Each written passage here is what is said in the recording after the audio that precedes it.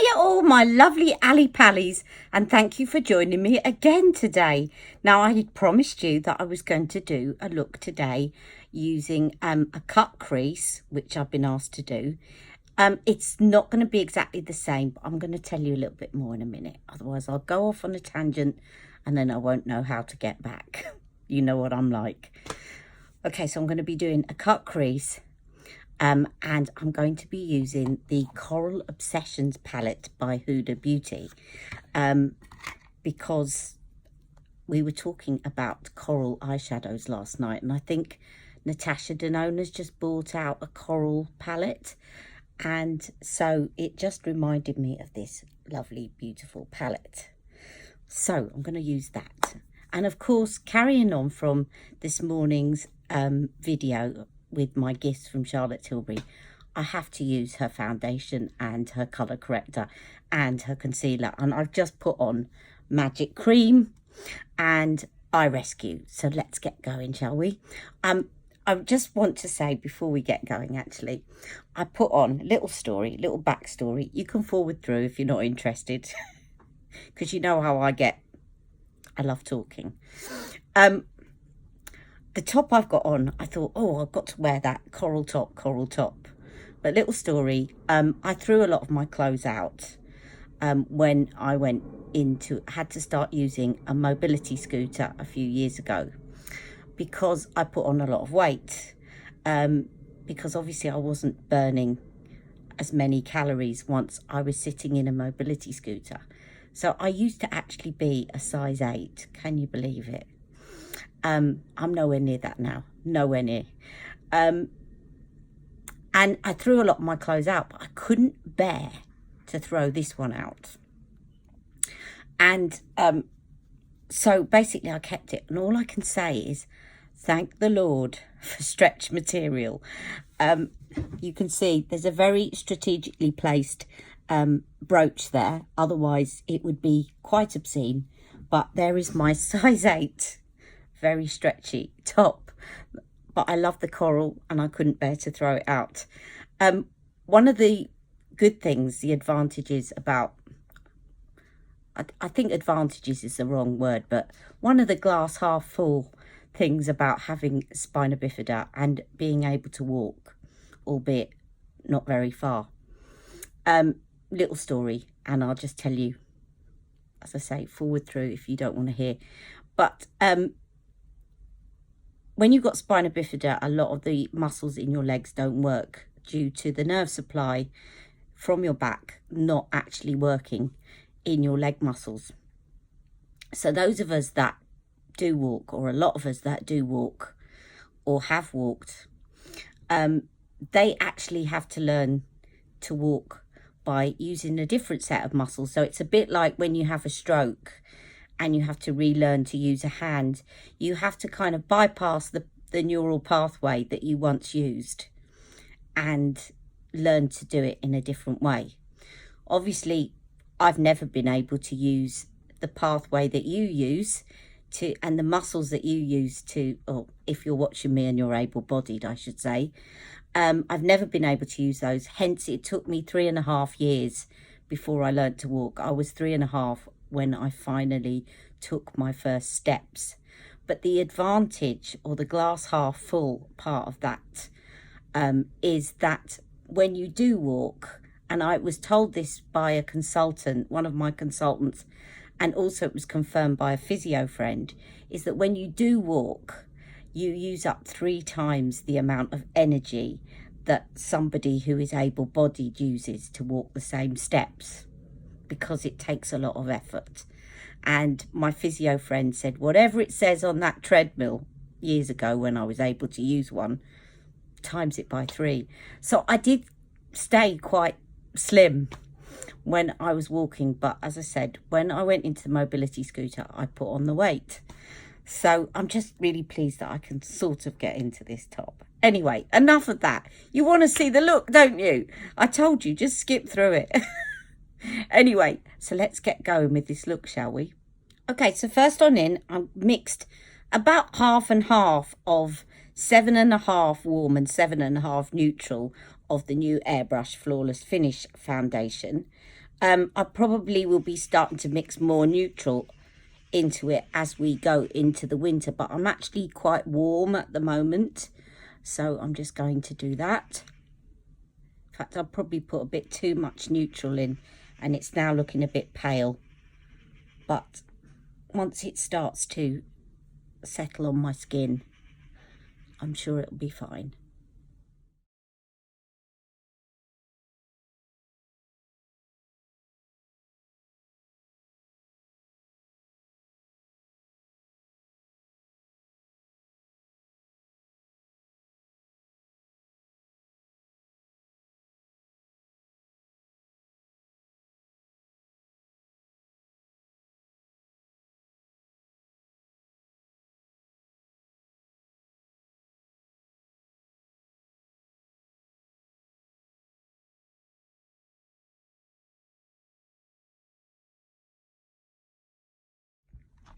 Okay, and that was with a damp beauty blender. So next on in, I'm going to go in with the colour corrector.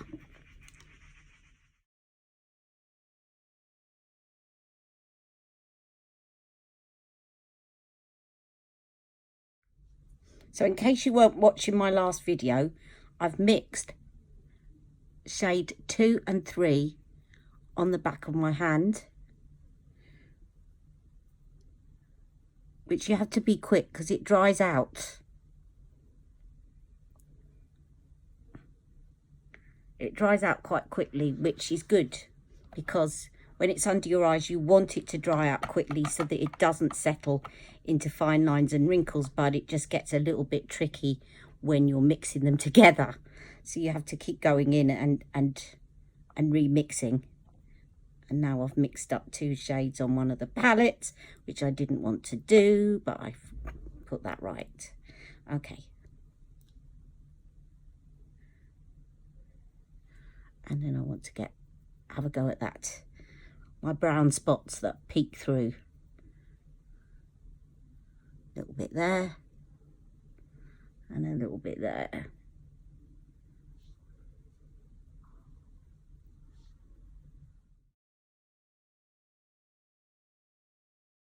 That's the thing with this foundation, it's so full coverage, you can't hardly see them once you've got it on. Okay, and then magic away concealer, which I now have in shade 8 as well as 7 and 6. So I'm going to put shade 8 on my face and shade 6 under my eyes.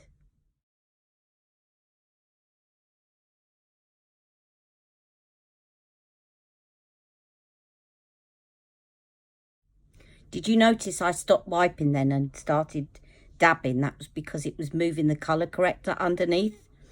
Just sharing that with you so that you're aware. And then I'm just going to go in with my beauty blender. I haven't forgotten all the other bits that I've colour corrected. Just want to get this done first.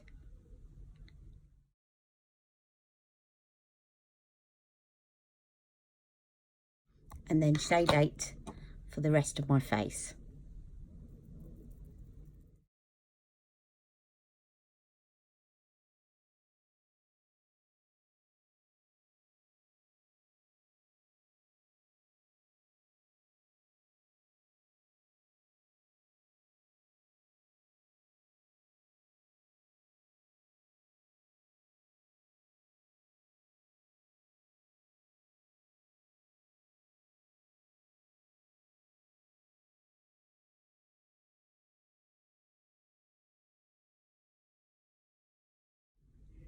Okay, next, Airbrush Flawless Finish Powder.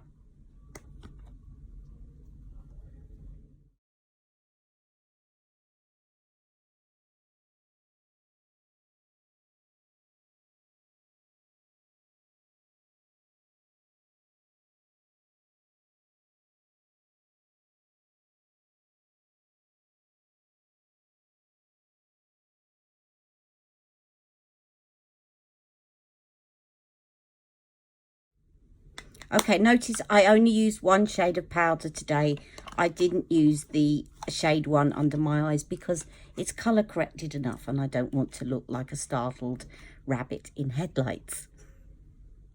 Okay, first up, I'm going to go in with this middle shade and use it as a transition shade. And I'm going to gradually build up the shadow in the socket.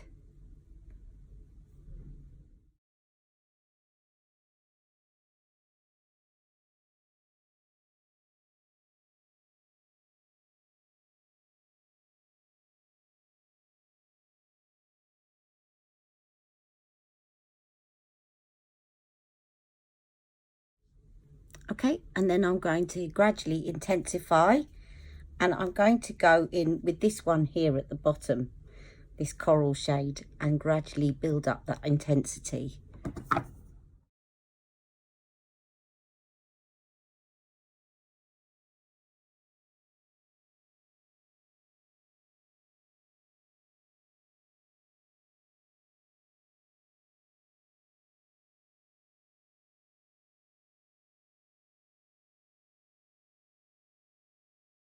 Now going to take this one here, because I really want to build it up gradually, and I'm going to go in a bit further down this time, but still with the same brush, but really nestling it into the socket.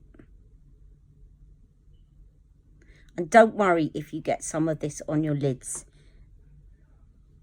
It really doesn't matter, and you'll see why very shortly.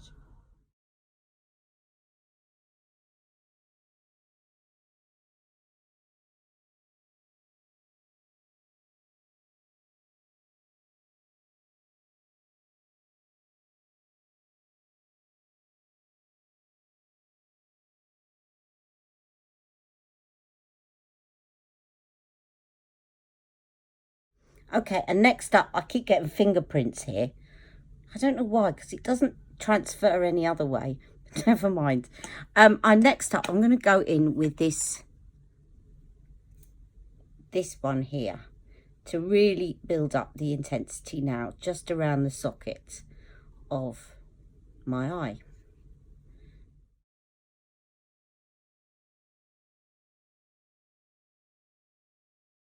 Now I'm just placing it first.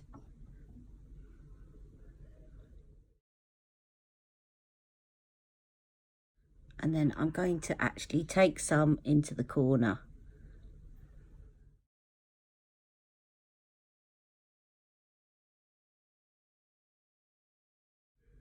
Okay, now because I want the bottom of this to be quite intense, I'm not going to blend it out with one of these blending brushes. I'm going to stick with this. I'm just cleaning off the brush, and I'm going to blend it out with the pencil brush so that it stays quite intense, the colour.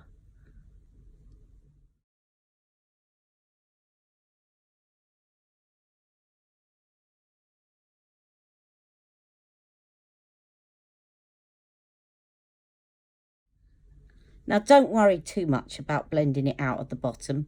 You'll see why in a minute.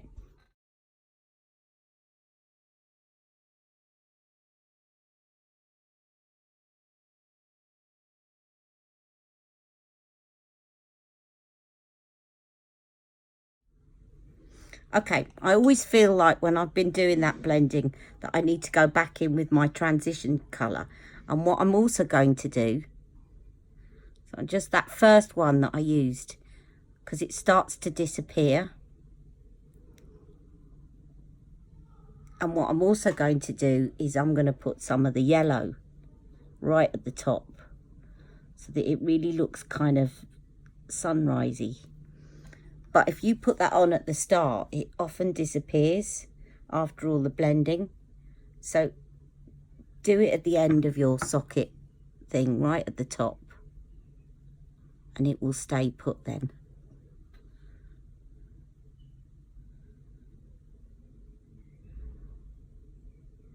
And Pamela on Granny Makeup and Skincare did that the other day. She said she was following my tip and it looked great.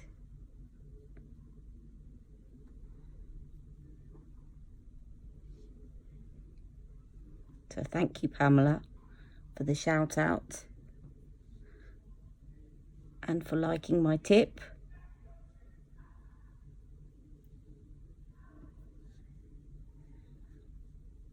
You see, because I've got quite a yellow undertone in my skin anyway, it's not going to look as yellow on me unless I put a very neutral base on. You could do that if you put something like MAC Soft Ochre, which has got quite a yellow undertone, or Painterly, then you'd see a lot more of the yellow at the top. But I've got that yellow in my undertone, so it's not going to look too yellow on me. And just because it's driving me nuts, I was going to do it afterwards, but I'm going to do it now. That darker shade that I put on here, I'm just going to take it down to link up, because otherwise it looks a bit strange until you do that. And I'll do the rest of my shadow underneath in a minute. I just have to link it up a little bit, otherwise it just distracts me. Okay, now we're getting on to the cut crease. First of all, ladies, I know a lot of you that watch me, because I do get some reports about the average age of people that watch you. I know a lot of people that watch me are my age or above, or at least over 40, okay? I'm nearer to 50 than 40. So the first thing I want you to understand, and it's really so that you don't give up on this and think, I can't do it, okay? It's not because I'm trying to say, oh, you're old, don't give it a go, right? That's the first thing. I'm not saying that. But what you need to understand is when you do a cut crease, you see people that are in their 20s doing cut creases and they look really impressive. And there's a reason that you are not going to get a cut crease to look like that when you're older. When you get older, the skin on your eyelids gets a little bit slacker. And if I was to pull that skin and it was a lot tauter, you'd see a lot more shine in there. You can see, right? Okay, I better not do that for too long in case the wind changes. So the skin is a lot slacker. So when you see these perfect cut creases with the perfect line, and then added to that, you've got hooded lids, it's very difficult to achieve the kind of precise cut crease that you see 20-year-olds doing on Instagram or Facebook or whatever. I'm not going to pick. Everyone always picks on Instagram. I'm sick of it. I'm not going to say that. But you know what I mean. So I'm going to do a cut crease, but one, it's not going to look as bold, and I'm trying to think of the word, but outlined, perfect outlined as somebody. And that isn't to do with your skill or my skill. It's to do with the fact that you're putting it on an eyelid that is not as firm as it used to be. It's not as firm as some of the younger people demonstrating. So I'm saying it to say to you, don't let that put you off. But I'm going to show you a little trick that I used before. So I'm going to take some Charlotte Tilbury retoucher. Do you remember that? Before Magic Away? She still sells it. It's just nobody's using it at the moment. And I'm going to show you this little trick. And basically, you are going to put this now, put concealer onto your eyelid. But what I'm going to do is I'm going to draw it on to my eyelid like this. And then I'm going to relax my lid. I'm going to let it transfer and look up. And when I look down again, you'll see it's giving me a basic outline of where I need to stop.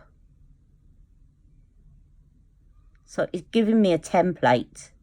Now that I've done that, I don't want to be relaxing my eyes until I've got some shadow on it. So I'm going to do one eye at a time. Okay, and I'm just going to pat that in a little bit with my fingers, because right now it is wet, and I don't want it quite that wet. I can leave it to dry down for a minute, but don't relax your eyes now. It shouldn't go any further up, because you've already done that and that's where it stopped. But try and keep it like that until you do your cut crease. Okay, so there's me sitting there with my eyes closed, or one eye closed, and I'm going to take now a shimmer shade, and I'm going to take, which one am I going to take? This lovely goldy coral at the bottom, and I'm going to get a flat brush. You can use your fingers, but because we've got that retoucher, I should have found the brush, shouldn't I, before I shut one eye. Bear with me, I'll be right back. Okay, this is one time when it's probably better to use a flat brush because you've got all that retoucher there, and it's going to get messy and you're going to start putting the retoucher back in, etc, etc. So I'm just taking a flat brush. This is a Sigma E55 brush, and I'm just taking that, and I'm going to be quite generous on both sides of the brush because I don't want to be taking ages doing this, because I want the powder to settle in and then I can relax my eyes again. And then I'm going to press it against the concealer. I think it's still a little bit too wet, to be honest. I think I might have just gone a bit over the top. Let me just blend a little bit of that in. Doesn't matter. It's good to show these things because then you can see what to watch out for when you're doing it yourself. So I never take mistakes out. Make sure your retoucher's dried, and perhaps you don't put as thick a layer on as that because it hadn't dried down. It's all right if it's tacky because that's going to help the eyeshadow to stick, but not wet. Let's try again.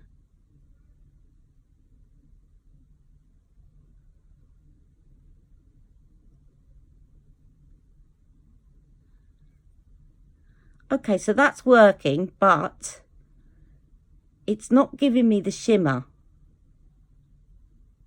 that I want. Now I've got two options. I can go in with my fingers, but what I'm going to try first is wetting the brush, or making the brush a bit damp and going in again, because the shimmer is quite dry. And so it's giving me, it's a lovely effect, but it's just still not as nice as I want it to be. That's better. Can you see the shimmer on it now? Now I've got a wet brush.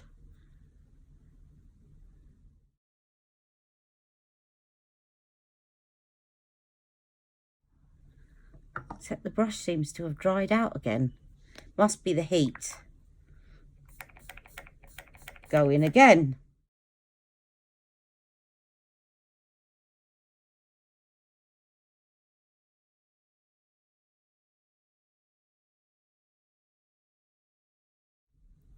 Okay, now can you see? It's not a really sharp line that you're going to see on a younger person, because if I pull that out now and I've got taut lids, you can see it's possible to get a sharp line, but you're not going to get that when your lids are slacker.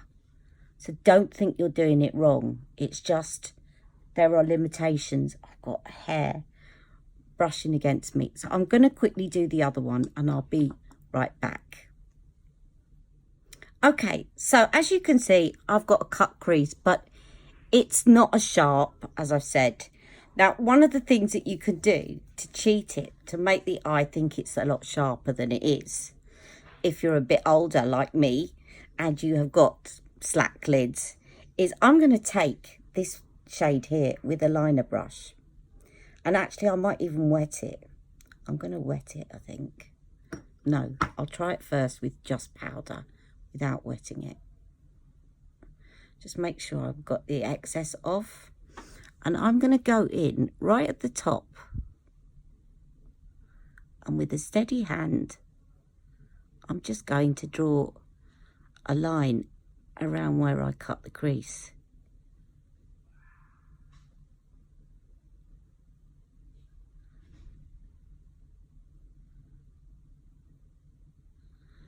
That's why I wanted to wet it. I'll be right back, hold on. Okay, that works better. And then when I let it dry down a bit, I can smudge it away if it's too severe. I smudge it upwards, not into the cut, not into the lid. Smudge it upwards into what you've done up above it. So the idea of a cut crease is basically that you blend something out really well at the top, and then the contrast is where you've got the cut. This is not behaving very well, this shadow, for me today at all. Let me just make it a bit tauter.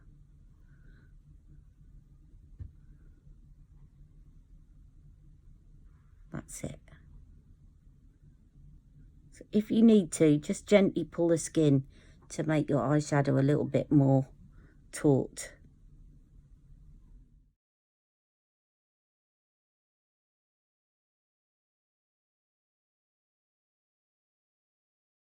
We think that looks like a mess right now, and it does a little bit, but it won't in a minute. I'm just going to give that a minute to dry down a little bit, and then I'm going to smudge it upwards so that it looks like it was part of what I blended in at the top. Okay, so making sure the skin is taut, I'm just using Daniel Sandler's smudge brush, and on the top bit of that line I'm just smudging it out, not the bottom, because you want the bottom to be a sharp line, but you don't want it to be a sharp line at the top.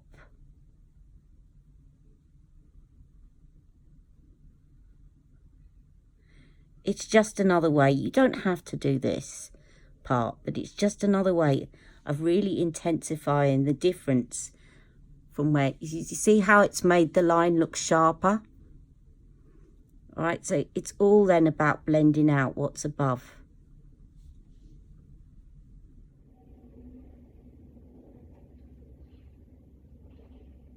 Okay, so I'm going to continue smudging this out until I'm happy, and I'll be right back.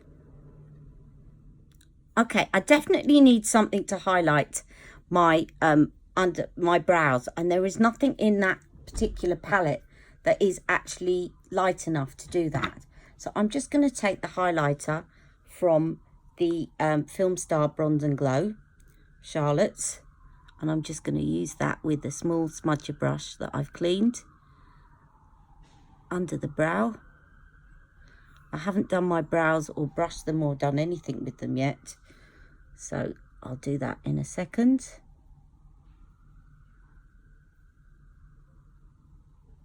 And then I'll pop some in the inner corner. You could actually use a gold highlighter as well, which would look very nice. And actually, I would probably put a spot of gold in the center, which I'll find in a minute anyway. All right, I'm just going to do my brows and my eyelashes, and I will be right back, okay? Okay, I'm back. Now, I have put some Bedroom Black Charlotte Tilbury Rock and Kohl in my upper waterline.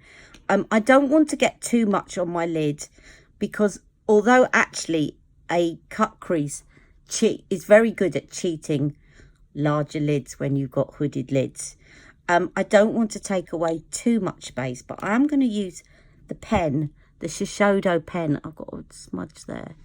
That's from when I was putting it in my lower waterline, my upper waterline. I'm just going to put a thin line just right next to the lash line.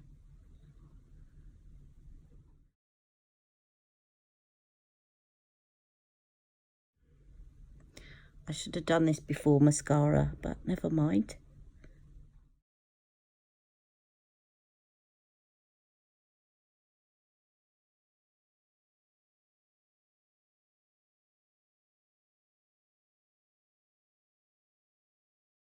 Okay, and then I'm just going to take a little bit out to the side. So it almost looks like another lash. I'm not going to do a huge feline flick because it just doesn't look right when you're a hoodie.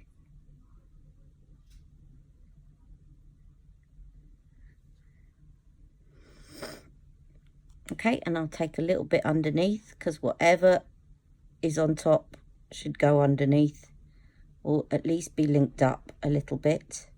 Sorry about that. Got a phone call from him indoors, as they say in London.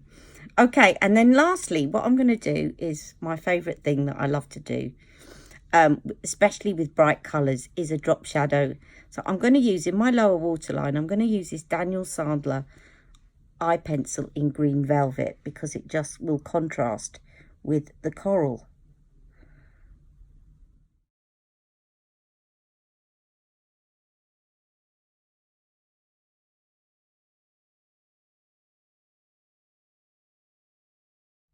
Okay, I'm going to finish off this look and I'll be right back and tell you what else I've used. Otherwise, it's going to be far too long. But that is my version of a cut crease. As I said, not as defined as on the youngsters, but as close as I can get on these saggy eyelids. I'm not putting myself down, but I'm just trying to make you feel better about when you do it if you're older and you're trying to copy somebody who's 18 doing a cut crease. It's not going to look the same. Okay, I'll be back in a minute. Okay, I'm back.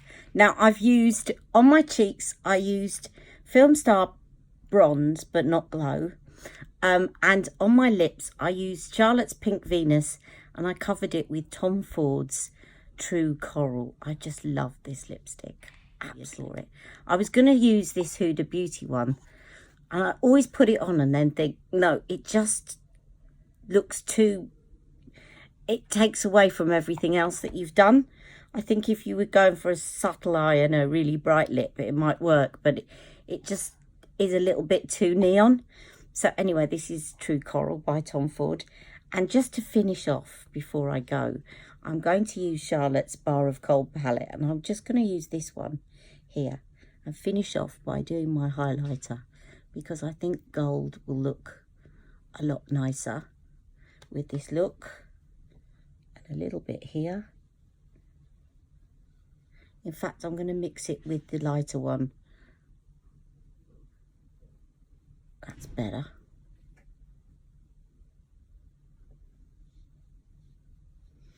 Bit down the centre of my face.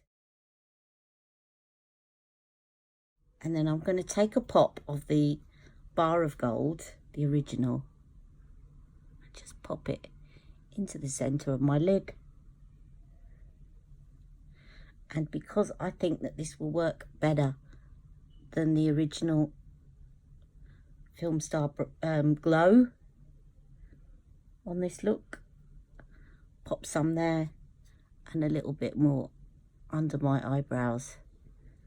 And there you have the finished look, a coral cut crease for the more mature lady, but not more mature colours. No greys here on Ali M's Beauty. No, actually grey eye makeup's quite good. But you know what I'm saying. Hope you enjoy it. I'll take a picture and see you all soon. Have a lovely weekend. Bye.